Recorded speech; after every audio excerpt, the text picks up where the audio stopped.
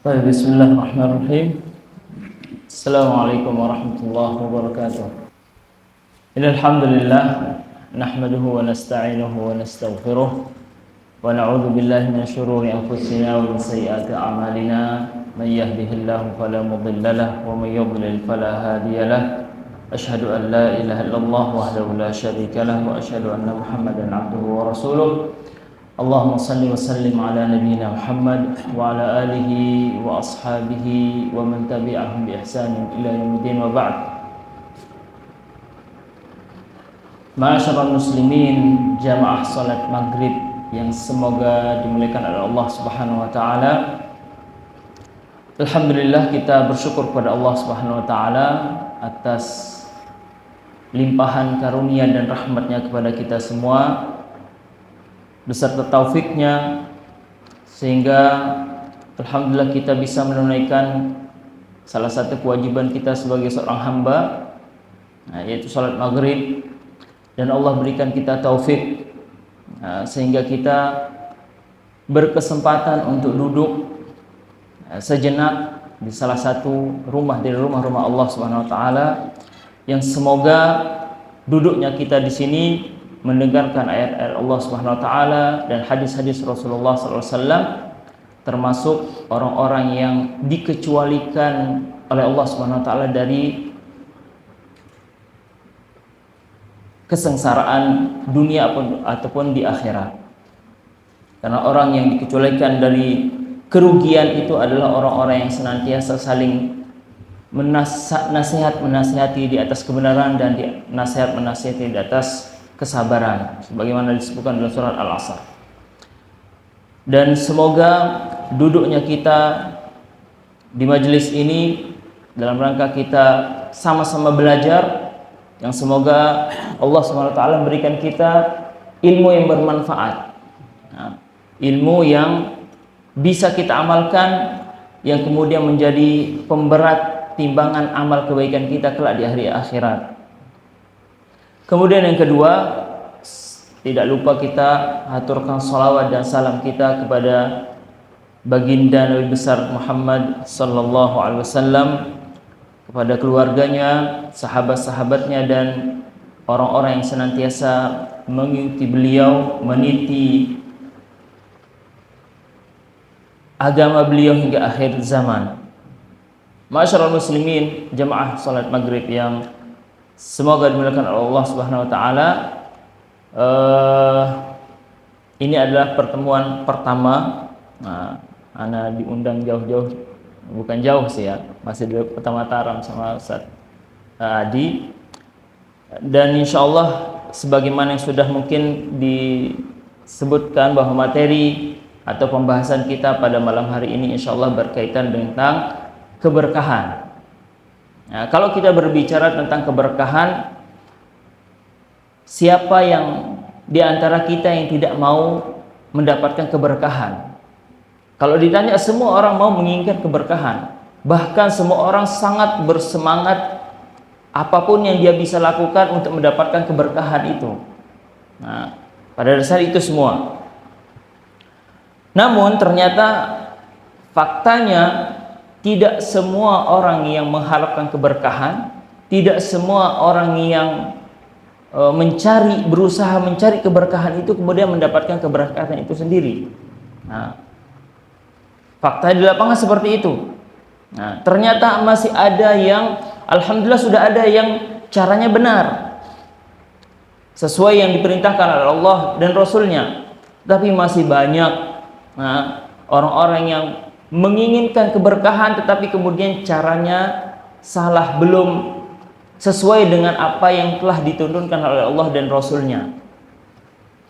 Mungkin ya di antara kita ada yang pernah, mungkin kalau dulu masa-masa anak kecil, waktu-waktu SD dulu sering dibawa sama nenek saya ke makam-makam ya. Di situ kemudian kita disuruh minum, kemudian cuci muka di atas makam yang dikatakan makam wali, dengan harapan mendapatkan keberkahan, jadi anak soleh, jadi anak yang pintar. Nah, itu dulu. Atau mungkin kita pernah melihat entah itu di video atau di mana saja. Mungkin sebagian orang kemudian atau sebagian santri ada yang berebutan memperebutkan apa istilahnya air kobokan tuan guru atau kiai atau ustadz yang dihormati dengan alasan mencari keberkahan. Jadi dari gambaran-gambaran seperti inilah kemudian perlu kiranya atau penting kiranya kita membahas mengenai keberkahan ini. Apa sih sesungguhnya keberkahan dan bagaimana cara kita mendapatkan keberkahan itu sendiri? Nah, cara mendapatkan keberkahan atau dalam istilah Arabnya itu namanya tabarruk. Dan ini sudah sudah dimasukkan ke dalam bahasa Indonesia ya, istilah tabarruk ini. Atau kalau dalam bahasa Jawa, mohon maaf ini saya lumayan cukup lama di Jawa, jadi kadang-kadang istilah-istilah itu masih ke bawah. Jadi kalau dalam istilah Jawa itu ngalap berkah, mungkin sudah pernah dengar istilah ngalap berkah. Ngalap berkah itu artinya mencari keberkahan. Maka berbicara tentang keberkahan ataupun tabaruk ini ada beberapa poin yang perlu atau penting kita ketahui, yang itu akan insya Allah kita akan sampaikan pada malam hari ini. Yaitu pertama, apa itu barokah, apa itu keberkahan, atau berkah istilah orang. Apa itu? Perlu kita tahu hakikat keberkahan itu apa sih. Jangan sampai kita salah kaprah. Karena Allah Subhanahu wa taala ketika mengabarkan tentang keberkahan, maka Allah Subhanahu wa taala mengabarkan kita hakikat keberkahan itu sendiri. Allah menginginkan kita agar kita tahu hakikat keberkahan, karena tabaruk itu termasuk dari ibadah. Maka Allah menginginkan kita untuk memahami apa hakikat tabaruk dan apa hakikat keberkahan. Kalau kita tidak paham, ya bagaimana kita mau menjalankan? Sama seperti sholat, kalau kita tidak belajar apa itu sholat, bagaimana kita melaksanakan sholat itu sendiri? Maka kata para ulama dalam mendefinisikan apa itu keberkahan, apa itu barokah, ya, kata mereka dalam bahasa Arab, karena ini sumbernya kata asal katanya itu dari bahasa Arab, maka dalam bahasa Arab itu al-barokah itu artinya an-nama wa ziyadah, sesuatu yang tumbuh dan sesuatu yang terus bertambah, itu namanya barokah. Atau dalam istilah lain, dalam makna yang lain, dalam bahasa Arab itu kalau barokah itu dinamakan istiqrar atau konsisten. Makanya ada istilah barokah yabruku, barokal jamal. Unta itu duduk. Kalau unta udah duduk berarti dia tidak kemana-mana, artinya dia tetap di situ, istiqrar. Konsisten dia di situ. Nah, dari kata itulah kemudian para ulama menjelaskan apa itu al-barokah secara syariat. Dalam syariat, kata Ar-Raghib Al-Asfahani, beliau mengatakan bahwa al-barakatu hiya thubutul khairil ilahi fi syai'. Yang namanya keberkahan itu adalah kelanggengan kebaikan ilahi, kebaikan yang bersumber dari Allah Subhanahu wa taala pada sesuatu. Artinya ketika sesuatu itu memiliki kebaikan yang sumbernya dari Allah Subhanahu wa taala, maka itulah dikatakan berkah atau barokah. Maka Ar-Raghib Al-Asfahani kemudian mendalilkan definisi ini dengan firman Allah Subhanahu wa taala dalam surat Al-A'raf ayat 96, ketika Allah berfirman, "Walau anna ahlal qura amanu wattaqau lafatahna alaihim barakatin minas sama'i wal ard." Kalau sekiranya penduduk suatu negeri itu dia beriman dan dia bertakwa, maka pasti kami akan bukakan keberkahan. Kami akan bukakan pintu keberkahan bagi mereka dari langit ataupun dari bumi. Nah, dari definisi ini para ulama kemudian menyimpulkan bahwasanya hal utama yang harus kita pahami bahwasanya keberkahan itu bersumber dari Allah Subhanahu wa taala. Ya. Karena kita katakan tadi al-barakah hiya thubutul khairil ilahi. Kelanggengan kebaikan Allah Subhanahu wa taala pada sesuatu. Artinya kebaikan, keberkahan itu sumbernya dari Allah Subhanahu wa taala. Artinya Allah yang memiliki keberkahan.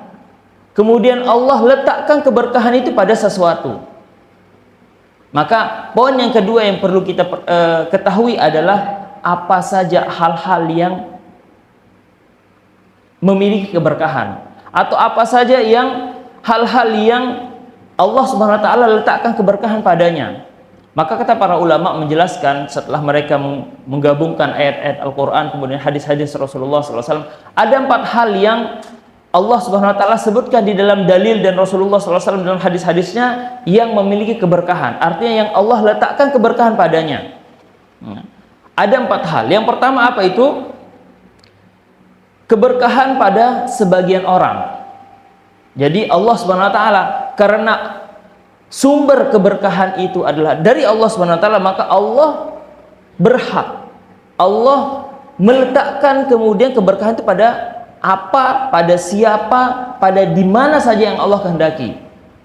Maka kemudian disebutkan dalam dalil-dalil bahwa ternyata keberkahan itu ada pada sebagian orang. Ada orang-orang yang diberkahi. Itu yang pertama. Kemudian yang kedua, keberkahan pada sebagian perbuatan. Ternyata disebutkan dalam dalil-dalil bahwa ada perbuatan-perbuatan yang diberkahi oleh Allah Subhanahu wa taala, yang ada keberkahannya di situ. Barang siapa yang melakukan perbuatan tersebut, maka insya Allah dia akan mendapatkan keberkahan. Kemudian keberkahan pada sebagian tempat. Disebutkan di dalam dalil-dalil ada tempat-tempat yang diberkahi, yang Allah letakkan keberkahan padanya. Kemudian yang keempat, keberkahan pada sebagian waktu. Ada waktu-waktu tertentu yang di situ ada keberkahan yang diletakkan oleh Allah Subhanahu wa taala. Nah, ini ada 4 macam atau 4 hal yang telah Allah jelaskan dalam ayat-ayatnya dan Rasulullah SAW jelaskan dalam hadis-hadisnya bahwa 4 hal ini memiliki keberkahan. Artinya Allah letakkan keberkahan padanya. Maka kita mulai dari keberkahan yang pertama, keberkahan pada sebagian orang. Siapa orang-orang yang diberkahi oleh Allah Subhanahu wa taala? Tentunya yang pertama adalah Nabi kita Muhammad sallallahu alaihi wasallam. Nabi kita adalah nabi yang diberkahi oleh Allah Subhanahu wa taala. Beliau memiliki keberkahan. Nah, Allah letakkan keberkahan pada beliau. Dalilnya mana? Dalilnya sungguh sangat banyak sekali. Ya, tentang bagaimana keberkahan Rasulullah sallallahu alaihi wasallam. Nah, kalau kita sebutkan dalil semuanya sampai Isya sampai subuh, insya Allah nggak kelar-kelar. Nah, tapi salah satu riwayat ini diriwayatkan oleh Bukhari yang menunjukkan bagaimana keberkahan Rasulullah sallallahu alaihi wasallam itu adalah cerita dari Jabir ibn Abdullah radhiyallahu anhu. Nah, ketika perang Khandaq. Nah, Jabir pernah bercerita bahwasanya ketika pada perang Khandaq itu para sahabat Nabi bahkan turun tangan untuk menggali parit demi untuk mengamankan kota Madinah dari serangan orang-orang kafir Quraisy serta sekutu-sekutunya. Maka kata Jabir, ketika aku melihat Nabi SAW di siang hari itu, Nabi terlihat nampak kelelahan dan otomatis orang lapar pada waktu itu. Maka kata Jabir, aku pun bergegas ke rumahku. Nah, ingin kemudian bertanya kepada istrinya apa yang dia punya hari itu yang bisa dimasak. Ingin mengundang Rasulullah SAW untuk makan siang. Maka kata Jabir, dia mendapatkan ada di rumahnya itu ternyata ada seekor kambing yang sudah ya kurus lah begitu. Kemudian kata istrinya dia punya satu sok atau satu gantang gandum ya yang dibuat untuk menjadi roti. Maka kemudian Jabir mengatakan bahwa kemudian aku bergegas kepada Rasulullah SAW ingin mengundang Rasulullah. Maka beliau menyampaikan bahwa ya Rasulullah, kami sembelih kambing, kemudian kami punya gandum yang kami buat untuk roti. Maka kami mengundangmu wahai Rasulullah bersama beberapa orang sahabat. Kan ini rotinya cuma sedikit, satu sok. Nah, satu sok itu ya kurang lebih 3 kilo. Ya. Kemudian ternyata mendengar hal demikian Rasulullah SAW menyebutkan, kata Rasulullah SAW, ya ahlal khandaq, inna Jabiran qad sana'alakum su'ran halummu musri'in. Maka Rasulullah SAW memanggil semua sahabat yang ikut serta dalam menggali Khandaq itu. Nanti akan kita sebutkan beberapa orang jumlahnya. Ternyata Jabir ketar-ketir ini satu sok doang syair atau gandum yang ingin dibuat jadi roti. Kemudian kambingnya juga hanya beberapa mungkin belasan orang cukuplah begitu. Ini orang Arab, ini bukan orang Indonesia. Kalau orang Indonesia satu paha kambing bisa puluhan orang yang makan. Ya. Intinya Rasulullah SAW berpesan, wahai Jabir, hulalah engkau, jangan naikkan pancimu untuk masak kambing itu, jangan sampai aku datang, kata Rasulullah SAW. Akhirnya kemudian Rasulullah datang dengan semua para sahabat yang ikut serta dalam menggali parit pada waktu itu. Kemudian Rasulullah SAW mendoakan bejana atau panci yang digunakan oleh Jabir, kemudian wadah yang diletakkan di situ adonan roti. Kemudian Rasulullah mendoakannya, kemudian Rasulullah meludah di situ.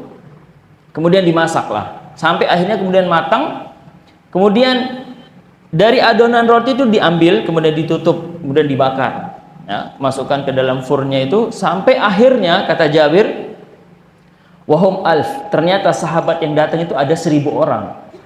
Bayangkan, satu ekor kambing nggak cukup untuk 100 orang aja, mungkin nggak cukup. Ini yang datang 1000 orang. Nah, siapa yang nggak ketar-ketir? Ini Rasulullah mau diundang, dan beberapa orang ternyata semua diundang oleh Rasulullah. Nah, tapi ternyata dengan keberkahan itu, ternyata 1000 orang itu dapat makan. Kata Jabir, wahum alf fa uqsimu billah laqad akalu hatta tarakuhu wan harafu. Demi Allah, kata Jabir, semua yang 1000 orang itu dapat makan sampai kenyang. Ya. Wa inna burmatana la taghuttu tagli kamahi. Ternyata panci kami ternyata masih utuh isinya, enggak berkurang sedikit pun. Begitu juga dengan adonan roti itu tidak berkurang sama sekali. Para sahabat sudah kenyang pulang tempatnya masing-masing, tetapi ternyata makan itu tidak berkurang. Nah, kata Jabir, ini dengan sebab keberkahan Rasulullah Sallallahu Alaihi Wasallam.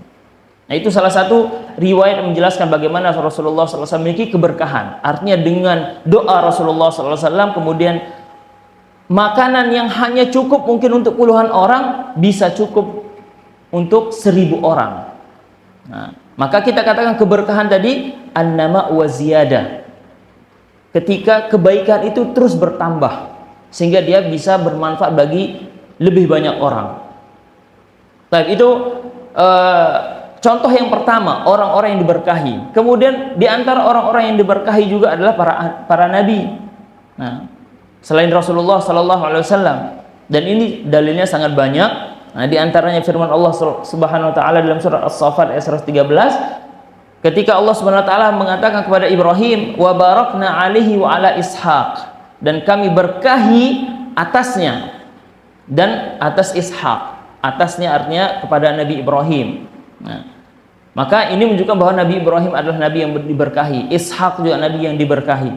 Begitu juga firman Allah Subhanahu wa taala kepada Nabi Nuh dalam surat Hud ayat 48, qila ya Nuh ihbiq bisalamin minna wa barakatin alaika. Difirmankan kepada Nuh, wahai Nuh, turunlah dari bahteramu dengan kedamaian dan keberkahan dari kami. Nah, wa barakatin alaik, dan keberkahan atasmu. Kemudian Allah SWT berfirman tentang Nabi Musa, falamma ja'ahu nudiya amburika man fin nari wa man haulaha. Ketika Nabi Musa mendatangi dalam perjalanannya lari dari Fir'aun bersama istrinya, beliau melihat ada api, kemudian beliau datang ke api tersebut untuk menghangatkan badannya. Kemudian Allah berfirman di situ, ada seruan yang mengatakan bahwa telah diberkahi orang-orang yang berada di dekat api itu. Salah satunya adalah, diantaranya adalah Nabi Musa. Maka ini juga dalil menunjukkan bahwa Nabi Musa itulah nabi yang diberkahi. Begitu juga dengan Nabi Isa. Sebagaimana perkataan Nabi Isa ketika dalam buayan ibunya, Siti Maryam, beliau mengatakan, qala inni Abdullah, ketika dibawa ke kaumnya, kemudian kaumnya bingung, ini kenapa kok bisa kamu punya anak sedangkan engkau tidak punya suami, wahai Maryam. Maka Maryam cukup mengisyaratkan kepada anak kecil itu. Kemudian sampai akhirnya kemudian Nabi Isa mengatakan, wa ja'alani mubarakan ainama kuntu. Dialah Allah yang telah menjadikan aku barokah dimanapun aku berada. Ini menunjukkan bahwa Nabi Isa adalah nabi yang berkah. Kemudian salah satu dalil yang menunjukkan keberkahan Nabi Ibrahim dan Nabi kita Muhammad SAW, salawat Ibrahimiyah yang kita ucapkan, yang kita lafadzkan setiap kita sholat. Nah, di tahiyah itu, tasyahud itu, ketika dimankan Allah wa barik ala Muhammad wa ala ali Muhammad kama barakta ala Ibrahim wa ala ali Ibrahim. Ya Allah, berkahilah Muhammad dan keluarga Muhammad sebagaimana engkau berkahi Ibrahim dan keluarganya. Nah, ini adalah di antara orang-orang yang Allah Subhanahu wa taala beri keberkahan. Di antara lagi yang disebutkan dalam dalil bahwasanya orang tua. Orang tua itu adalah orang yang diberkahi oleh Allah Subhanahu wa taala. Makanya Rasulullah SAW mengatakan al-barakatu ma'a akabirikum. Keberkahan itu ketika kalian senantiasa bersama orang-orang yang tua. Tua artinya dari sisi umur dan dari sisi keilmuan, kedewasaan, kebijaksanaan. Karena orang makanya dalam kita memutuskan sesuatu perkara, Rasulullah SAW menganjurkan kita untuk salat istikharah dan bermusyawarah. Nah, kata Rasulullah SAW, ma khaba man istakhar wa la nadima man istakhar. Tidak akan kecewa orang yang bermusyawarah, memutuskan sesuatu dengan musyawarah, dan tidak akan kecewa, tidak akan rugi orang yang melakukan salat istikharah sebelum memutuskan suatu perkara. Nah, dan di antara orang yang patut kita ajak bermusyawarah itu adalah orang-orang tua, orang-orang yang sudah memiliki kebijaksanaan, pengalaman yang lebih banyak. Dan itu insya Allah keputusan kita itu akan diberkahi oleh Allah Subhanahu wa taala. Kemudian ini jenis yang pertama, atau orang-orang Allah Subhanahu wa taala meletakkan keberkahan pada sebagian orang. Kemudian keberkahan yang kedua adalah keberkahan yang Allah letakkan pada sebagian perbuatan. Nah, jadi ada perbuatan-perbuatan yang Allah berkahi. Apa itu? Diantaranya adalah ucapan salam. Nah, sebagaimana firman Allah Subhanahu wa taala dalam surat An-Nur ayat 61, fa idza dakhaltum buyutan fasallimu ala anfusikum tahiyatan min indillah mubarakatan thayyibah. Maka apabila kamu masuki suatu rumah, maka hendaknya kamu ucapkan salam. Salam atas dirimu, tahiyatan min indillah, sebagai ucapan salam atau pemberi memberi salam dari atas dirimu dari Allah Subhanahu wa taala. Tahiyatan min indillah, sebagai ucapan salam dari Allah Subhanahu wa taala, mubarakatan thayyibah, yang diberkahi lagi baik. Nah, maka ucapan salam itu adalah ucapan yang diberkahi. Maka hendaknya kita jangan malas untuk mengucapkan salam ketika masuk rumah, ketika kita bertemu dengan saudara kita. Kalau kita tahu dia muslim, kita ucapkan salam. Dan itu salah satu sebab seseorang akan diberkahi kehidupannya di dunia ataupun kebaikan di akhirat nanti. As-Sam'ani, Al-Imam As-Sam'ani mengatakan bahwasanya Allah menyebutkan salam itu mengandung keberkahan dan kebaikan karena pahala yang akan didapatkan oleh orang-orang yang mengucapkan salam. Pahala, sedangkan salam itu kan ucapan yang sangat ringan di mulut, tetapi subhanallah kebaikannya sungguh sangat luar biasa. Dan salam itu sendiri juga doa. Nah, seolah-olah kita mendoakan orang dengan kebaikan. Nah, doa itu juga termasuk sedekah. Ketika kita mengucapkan salam kepada orang lain, seolah-olah kita mendoakannya dan kita bersedekah baginya. Maka dari situlah pahala akan kita dapatkan. Maka jangan segan dan jangan malas untuk kita mengucapkan salam. Dan salah satu tanda hari kiamat akan dekat, ketika kaum muslimin sudah mulai enggan mengucapkan salam kepada saudaranya, kecuali orang-orang yang dia kenal baik.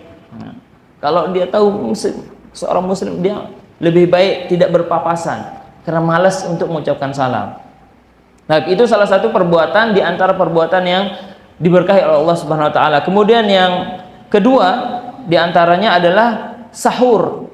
Nah, Rasulullah sallallahu alaihi wasallam mengatakan, tasahharu fa inna fis sahuri barakah.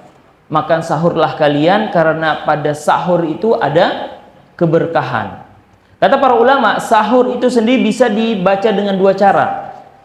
Dengan fathah atau sahur, atau dengan sinnya dhammah, suhur. Bisa sahur, bisa suhur. Dua-duanya warid dari Nabi sallallahu alaihi wasallam. Sahur itu apa artinya? Sahur itu adalah makanan, hidangan yang kita makan itu namanya sahur. Sedangkan suhur itu adalah perbuatan. Kegiatan kita untuk santap makanan itu namanya suhur. Dan kedua-duanya diberkahi, kata Ibnu Hajar. Diberkahi dari sisi apa? Pertama, makanannya itu tentu kalau kita makan diberkahi. Mana bukti keberkahannya? Yaitu akan memperkuat kita untuk melakukan puasa. Kalau kita tidak sahur, mungkin jam 9, jam 10 kita sudah lemas. Maka dengan kita makan sahur, itu akan kita mendapatkan keberkahan berupa kekuatan yang akan kita gunakan untuk kita beribadah kepada Allah Subhanahu wa taala. Beda halnya dengan orang yang tidak makan sahur. Kalau dikatakan misalnya, Ustadz, saya ini malas makan sahur karena udah kenyang. Gimana nggak kenyang? Sebelum taraweh penuh, berangkat taraweh, pulang taraweh, lanjut part 2. Gimana nggak jam 2 itu masih kenyang? Tapi kata para ulama, meskipun kenyang nggak apa-apa, tetap melakukan makan sahur. Karena apa? Karena perbuatan sahur itu sendiri diberkahi. Kalau kita mengambil riwayat yang suhur, jadi perbuatan atau kegiatan kita makan sahur itu meskipun dengan jur'ah seteguk air, nggak apa-apa. Kalau kita kenyang banget, ya udah kita sekedar minum, niatkan untuk makan sahur. Dan itu insya Allah kita mendapat keberkahan. Dan dari sisi mana keberkahan perbuatan seperti itu? Karena kita melakukan perintah Rasulullah SAW, maka akan kita mendapat keberkahan karena menepati sunnah Rasulullah SAW. Itu yang dijelaskan oleh Ibnu Hajar. Kemudian yang ketiga, keberkahan pada sebagian tempat. Mana tempat-tempat yang diberkahi oleh Allah Subhanahu wa taala? Disebutkan dalam dalil bahwasanya di antara tempat yang diberkahi adalah Masjidil Haram.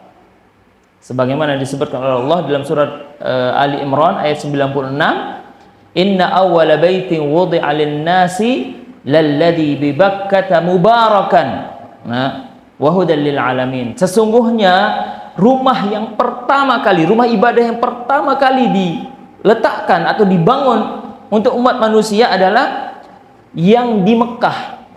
Apa itu yang di Mekah? Masjidil Haram, lalladzi bi Bakkah mubarakah, yang diberkahi dan menjadi petunjuk bagi semua manusia.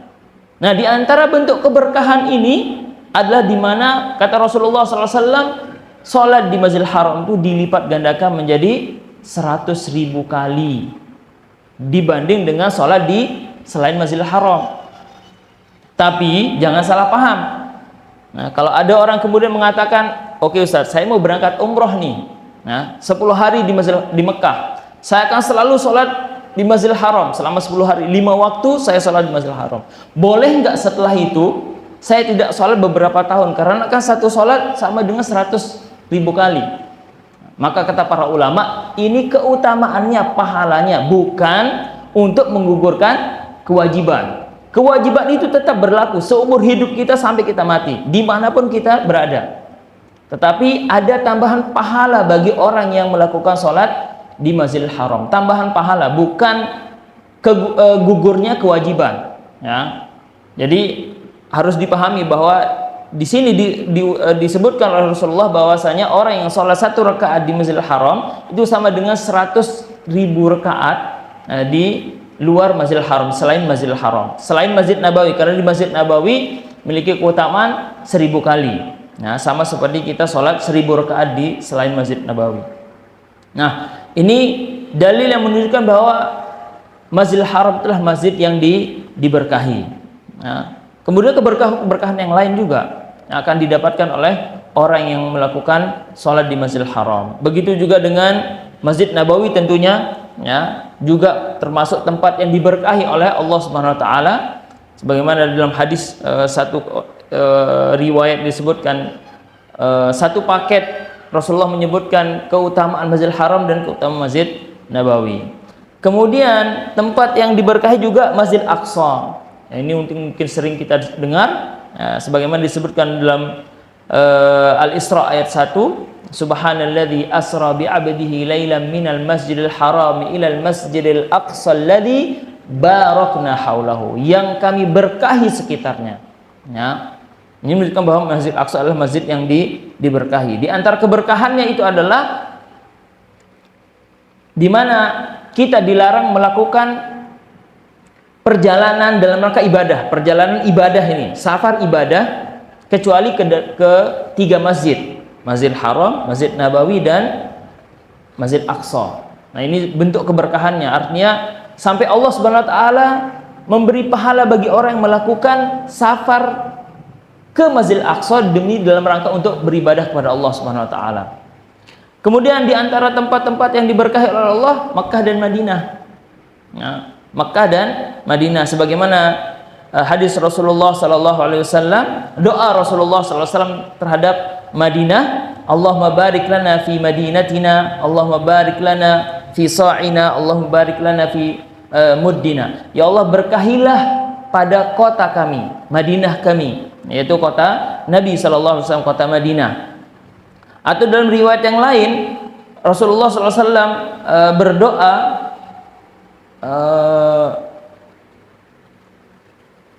mendoakan keberkahan bagi Madinah itu 2 kali lipat dari keberkahan Makkah. Dalam riwayat Muslim dari Anas bin Malik, Rasulullah SAW berdoa, Allahumma ja'al bil madinati dhi'fai ma ja'alta bi Makkah minal barakah. Ya Allah, jadikanlah kota kami ini mendapatkan keberkahan 2 kali lipat dari keberkahan yang ada di Makkah. Makanya sebagian ulama kemudian ada yang lebih memilih tinggal di Madinah karena keberkahnya 2 kali lipat dari keberkahannya keberkahannya kota Makkah. Tapi sebagian ulama lain kemudian mengatakan enggak, saya tetap lebih memilih Makkah. Kenapa? Karena Makkah di situ adalah Masjidil Haram yang pahala sholatnya 100.000 kali daripada masjid lainnya. Nah, kemudian di antara tempat yang diberkahi juga adalah negeri Syam. Dan ini disebutkan di dalam firman Allah Subhanahu wa taala, wa najjayna lutan ilal ardi allati barakna fiha lil alamin, dan kami selamatkan Nabi Ibrahim dan Lut ke sebuah negeri yang kami berkahi untuk sekalian manusia. Nah, kata para mufassirin, jumhur mufassirin mengatakan bahwa negeri yang diberkahi ini adalah negeri Syam. Kemudian di antara tempat atau wilayah yang diberkahi oleh Allah Subhanahu wa taala adalah kota Yaman. Nah, negeri Yaman. Yaman, kalau kita sebutkan Yaman itu bukan negara Yaman yang sekarang, tetapi lebih luas. Bukan hanya Yaman yang sekarang, tetapi lebih luas. Jadi perbatasan Mekkah ke arah selatan itu masuk negeri Yaman.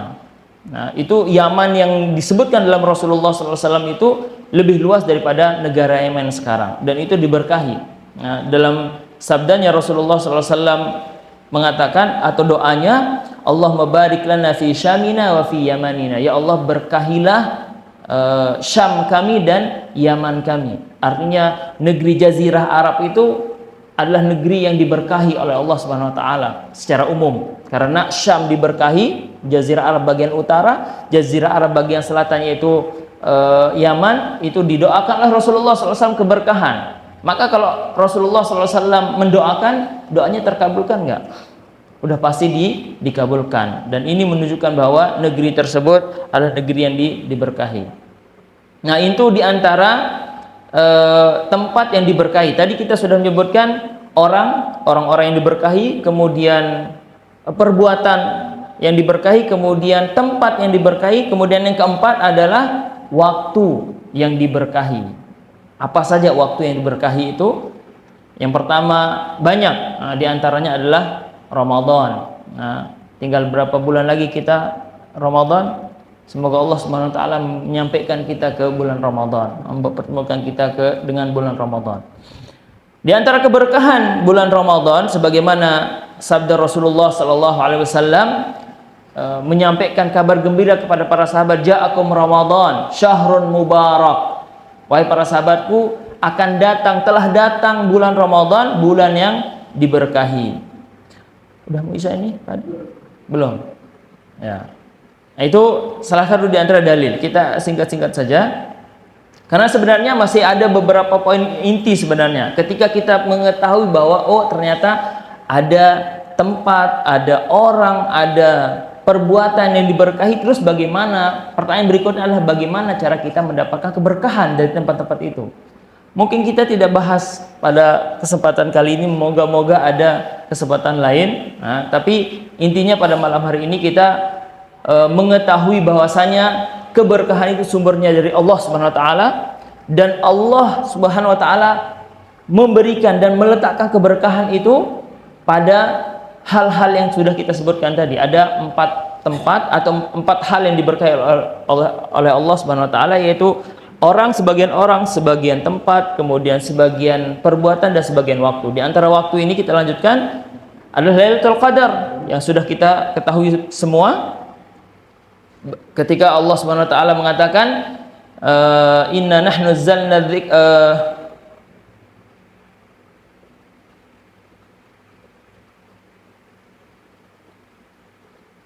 Inna anzalnahu fi lailatin mubarakah. Sungguhnya kami telah turunkan Al-Qur'an itu di malam yang diberkahi.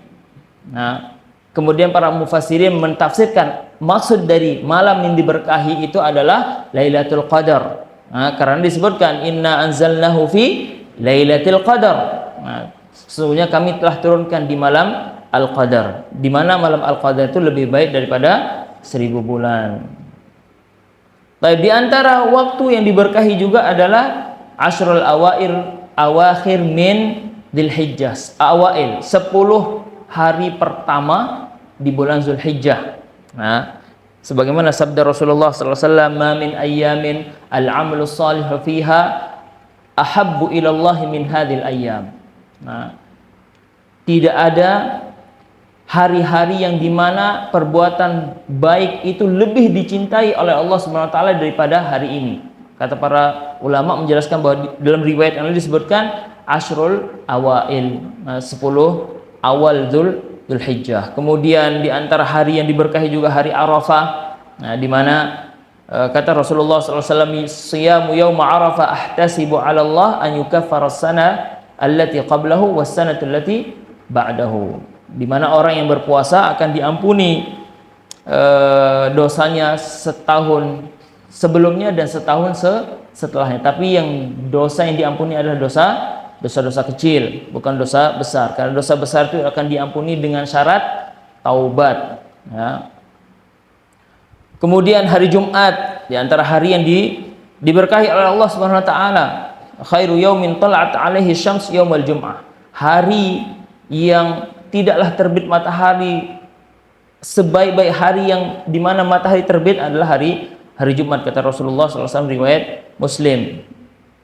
Kemudian bulan-bulan haram pada umumnya adalah bulan yang diberkahi.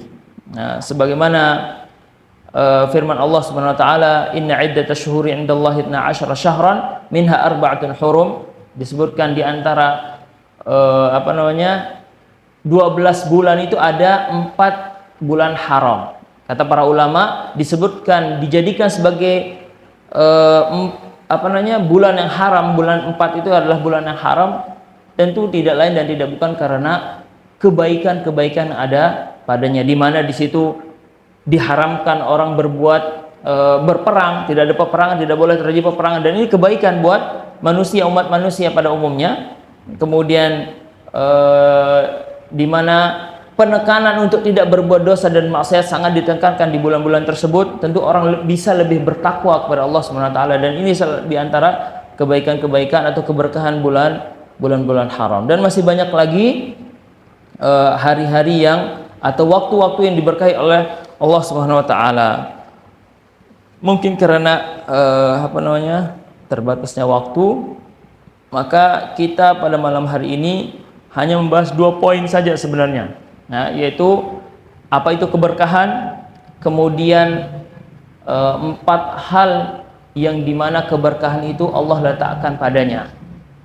Nah, lalu pertanyaan sebagaimana saya sampaikan tadi, bagaimana cara kita mendapatkan keberkahan, kemudian apa syarat-syaratnya kita melakukan tabarruk, apakah semua yang memiliki keberkahan itu bisa kita mencari keberkahan di situ.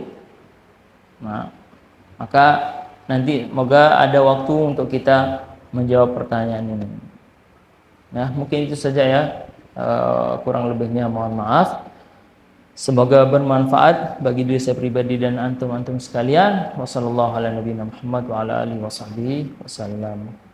Maka semoga apa yang kita dengar dari ayat-ayat Allah dan hadis-hadis Rasulullah SAW pada malam hari ini bisa menambah iman dan amal kita. Dan kita tutup majelis ini dengan doa kafaratul majelis. Subhanakallahumma wa bihamdika asyhadu an la ilaha illa anta astaghfiruka wa atubu ilaik. Assalamualaikum warahmatullahi wabarakatuh.